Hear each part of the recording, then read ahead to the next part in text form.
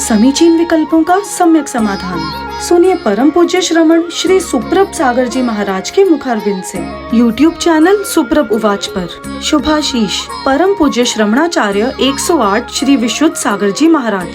सानिध्य श्रमण सुप्रभ सागर जी महाराज, श्रमण प्रणत सागर जी महाराज। पुणे आर्जक श्री रविंद्र जयश्री, कुमारी परिणा गहाणकर अमरावती, 100 मोक्षता राजस डोन गावकर औरंगाबाद। ओम नमः से दिव्य पंच परमेष्टि भगवान की परम पूज्य आचार्य भगवंत पट्टाचार्य गुरुवर विशुद्ध सागर जी मुनि महाराज जी की, परम पूज्य मुनि श्री प्रसम सागर जी सुप्रभ सागर जी महाराज जी की समीचीन विकल्पों का सम्यक समाधान, सम्यक ज्ञान की वह अनूठी विधा जिसके माध्यम से हम सभी अपने मन में उठते उन अनेक समीचीन विकल्पों का सम्यक रूप से समाधान प्राप्त करते हैं, जो सम्यक समाधान हमारे कल्याण का पथ प्रस्तुत कराने वाला होता है। परम पूज्य आचार्य भगवंत गुरुवर विशुद्ध सागर जी महाराज के मंगल सुभाषित से परम पूज्य मुनि श्री सुप्रभ सागर जी महाराज द्वारा प्रदत्त आत्मकल्याण की अनूठी विधा आप भी जुड़ने का प्रयास करें और अपना समीचीन विकल्प भेजते हुए परम पूज्य मुनि श्री से उसका सम्यक समाधान प्राप्त करें। प्रारंभ करते हैं आज का सम्यक समाधान। और आज के पहले विकल्प के लिए श्रीमती चंदा जैन, डॉक्टर मगध जैन, आष्टा मध्य प्रदेश से महाराज श्री के चरणों में बारंबार नमोस्तु करते हुए अपना समीचीन प्रश्न करें कि महाराज जी प्रकर्ष युक्त वचन क्या होते हैं, इनको पव्यण या उपदिष्ट प्रवचन की संज्ञा क्यों दी गई है। हमारे समीचीन विकल्प का सम्यक समाधान करने की कृपा करें। नमोस्तु महाराज जी, नमोस्तु। ओम नमः सिद्धम। परम पूज्य आचार्य भगवान गुरुवर विशुद्ध सागर जी महाराज की, परम पूज्य श्रमण मुनि प्रसम सागर जी महाराज की,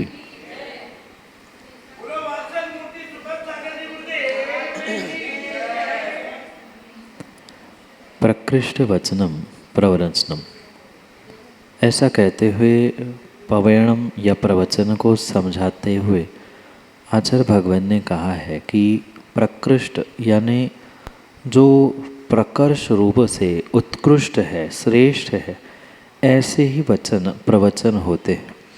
मात्र यहाँ वहाँ की बातें, कथा, कहानियाँ, इसे किसी भी प्रकार से प्रवचन नहीं कहा जाता।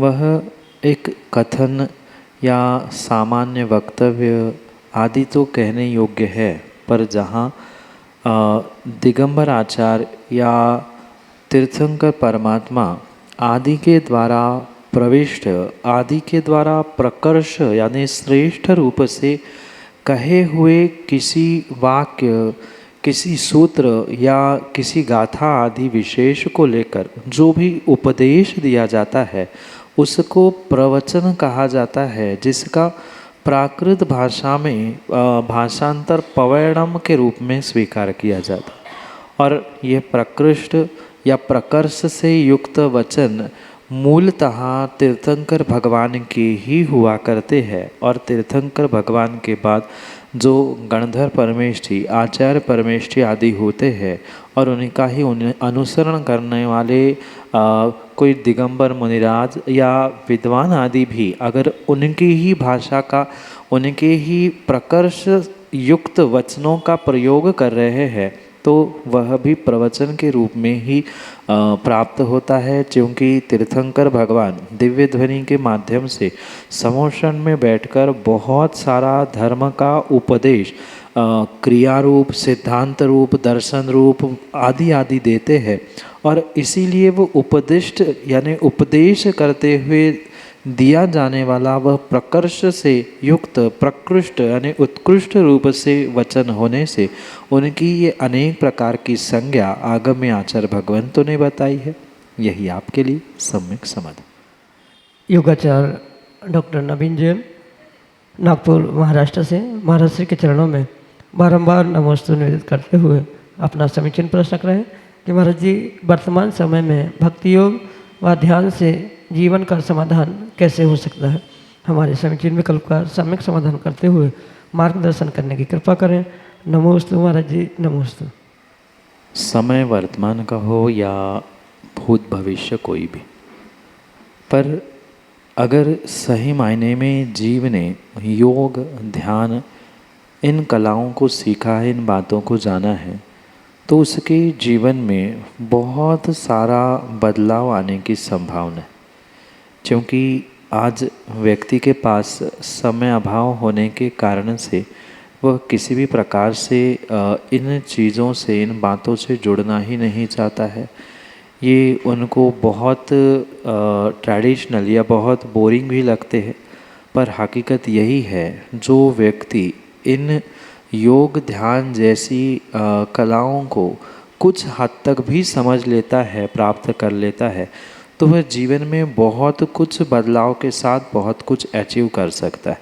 क्योंकि जीवन में इन दोनों की बहुत बड़ी भूमिका है, मात्र ध्यान की ही नहीं अपितु योग की भी, और मात्र योगा रूप योग ही नहीं, अन्य भी बहुत सारे योग को वहाँ ध्यान आदि के पूर्व भूमिका के रूप में समझना बहुत आवश्यक।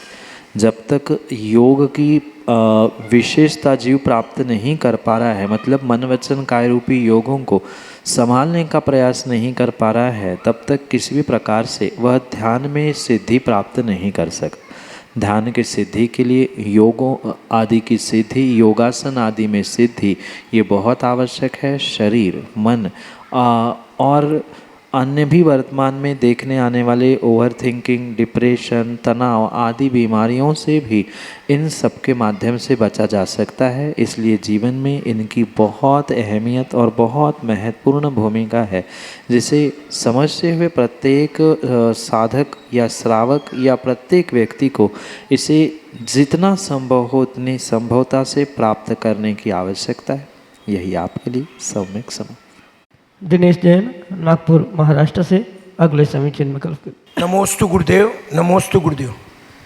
गुरुदेव, पैसा कमाने में जो आनंद नहीं मिलता वो गुरुओं के साथ रहने में या गुरुओं के प्रवचन सुनने में मिलता है। दुकान में 8-10 ग्राहक भी रहे, लेकिन कांटा रहता है कि 6 पे कैसे बजे वो सम्यक समाधान में पहुंच जाए। ये किस निवेश से होता है गुरुदेव? ये कुछ विरले पुण्यात्मा का ही श्रेष्ठ कार्य हुआ करता है। श्रेष्ठ सोच का ये नतीजा होता है कि वह पैसे, धन आदि के कमाने में समय व्यतीत करने की जगह अपने आप को गुरु सेवा में लगाने का विचार कर पाता है।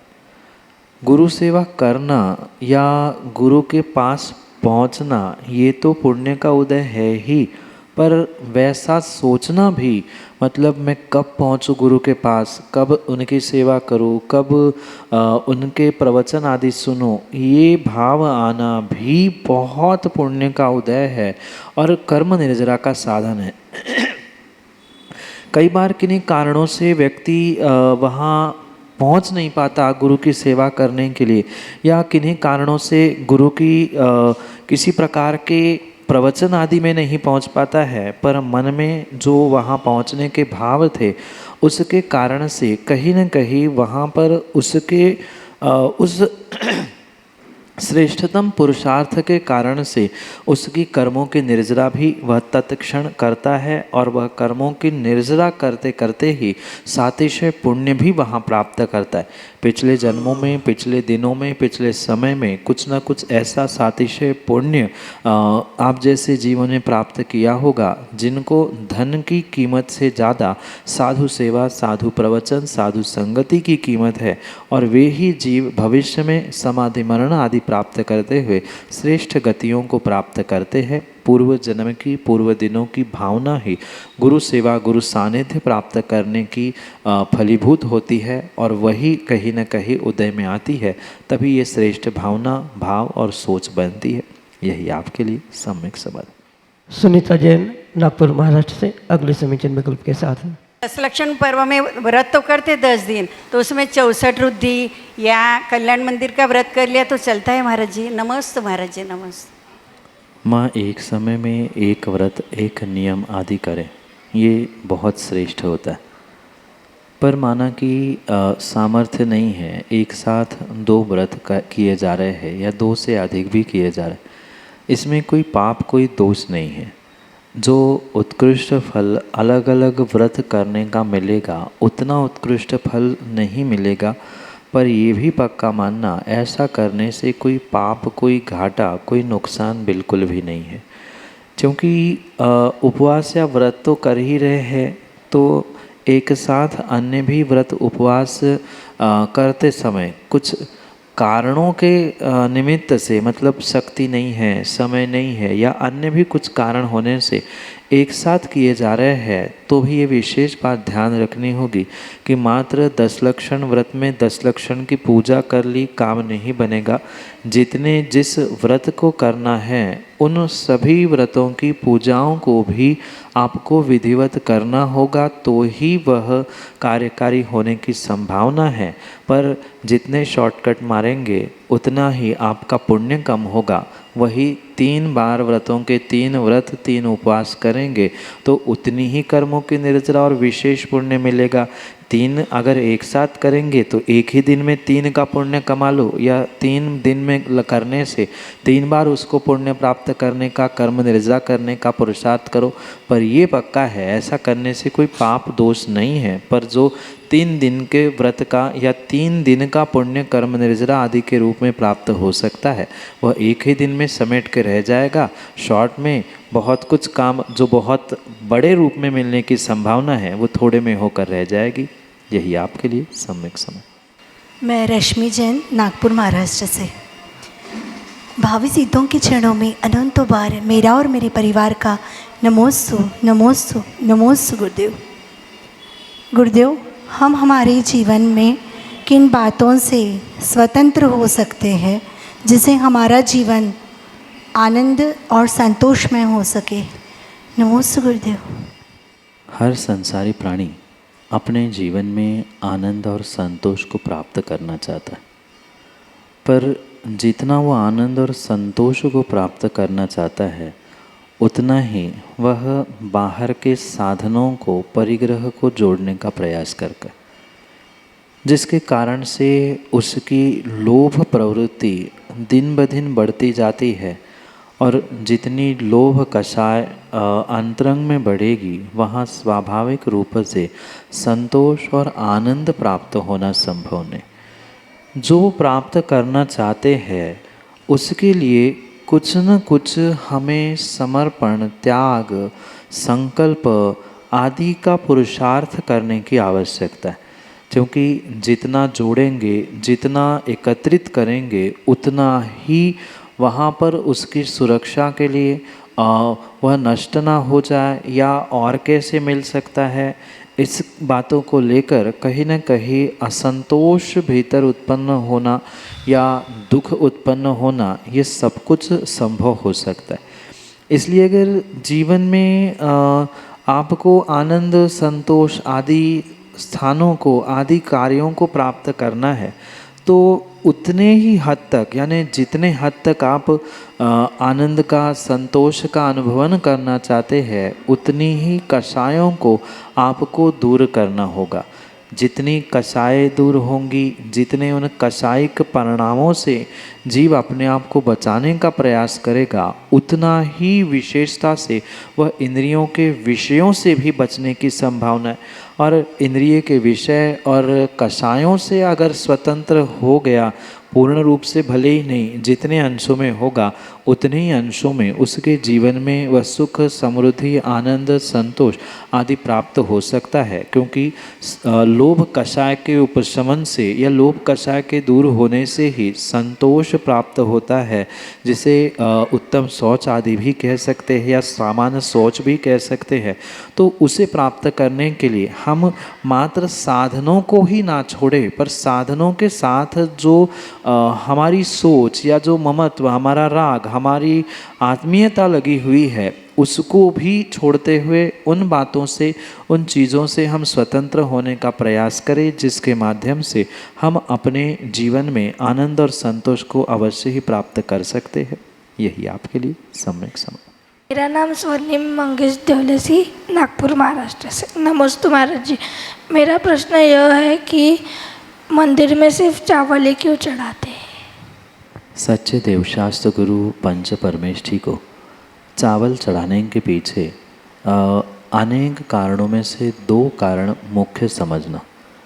जब भी चावल चढ़ाए जाते हैं तब ये कहा जाता है कि अक्षय पद प्राप्ताय अक्षतम निरूपामितेस्व।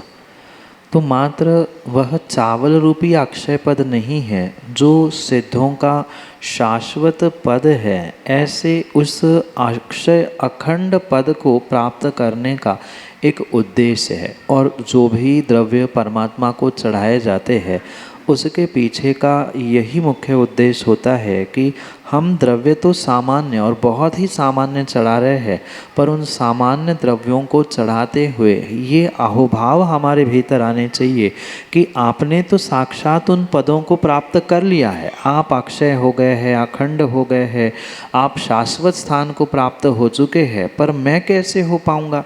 तो मेरे लिए उस अक्षय का प्रतिनिधि करने वाला एक अक्षत है, तो उस अक्षत को ही चढ़ाते हुए मैं भी अक्षय पद प्राप्त करने की चाह रखता हूँ।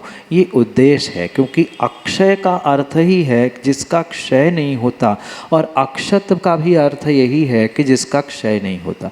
ये एक अक्षत शब्द से उस अक्षय पद के प्राप्ति के लिए अक्षत चढ़ाया जाता है, चावल चढ़ाया जाता है। उसके अलावा उस अक्षत को जो चावल सफ़ेद बना है उसके बनने के पीछे की प्रोसेस को भी कुछ अंशों में समझने की आवश्यकता है। मतलब जो ये चावल है वह एक बार पॉलिश होने के बाद या उसके ऊपर का छिलका निकलने के बाद ही वह सही मायने में अक्षत या चावल तंदुल आदि रूप में प्राप्त होता है। उसके पहले आपने देखा होगा तो थोड़ा सा उस पर कवच होता है, एक कवर होता है लाल कलर का, जो कवर के साथ होने से उसे साली धान कहा जाता है। और साली धान होता है तब तक ही वह ज़मीन में लगाकर पेड़ उत्पन्न करने की शक्ति रखता है। जैसे ही उसके ऊपर का छिलका निकाल दिया जाता है, अब वह चावल कितना ही पानी में, भूमि में, ज़मीन में लगाने का प्रयास भी क्यों ना किया जाए, पर वह पुनः उगता नहीं है। और पुनः मैं भी उस अक्षत पद के साथ अक्षय पद को प्राप्त करते हुए पुनः इस संसार में ना उगूँ, यानी पुनः संसार में जन्म ना लूँ, ये मुख्य उद्देश्य है। क्योंकि अन्य जो चावल है वह ज़मीन पे यूं ही गाड़ने में, मिट्टी में गाड़ने से बीज के रूप में उग के आ सकते, पर जो चावल छिलके से रहित हो चुका है वह सही में अक्षत हो चुका है। अब कभी भी किसी भी प्रकार से उसका दोबारा जन्म यानी वह रिप्रोडक्शन नहीं कर सकता। ऐसा भी मेरा पुनः इस संसार में रिप्रोडक्शन ना हो, मैं पुनः जन्म ना लूँ, ये मुख्य उद्देश्य उसके पीछे है। मंत्रों में कहा जाने वाला अक्षत पद और अक्षय पद ये भी वहाँ समझने योग्य है। और दूसरा कि उसका पुनः दोबारा जन्म नहीं होता है, ये भी पीछे का उद्देश्य समझते हुए ही इस अक्षय पद की प्राप्ति के लिए अखंड अक्षत चावल के रूप में चढ़ाया जाता है कि मैं भी संसार में दोबारा जन्म ना लूं। यही आपके लिए सम्यक समाधान।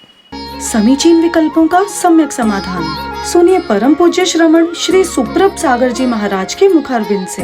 YouTube चैनल सुप्रभ उवाच पर शुभाशीष परम पूज्य श्रमणाचार्य 108 श्री विशुद्ध सागर जी महाराज। सानिध्य श्रमण सुप्रभ सागर जी महाराज, श्रमण प्रणत सागर जी महाराज। पुणे आर्जक श्री रविंद्र जयश्री, कुमारी परिणा गहाणकर अमरावती, 100 मोक्षता राजस डोन गावकर औरंगाबाद।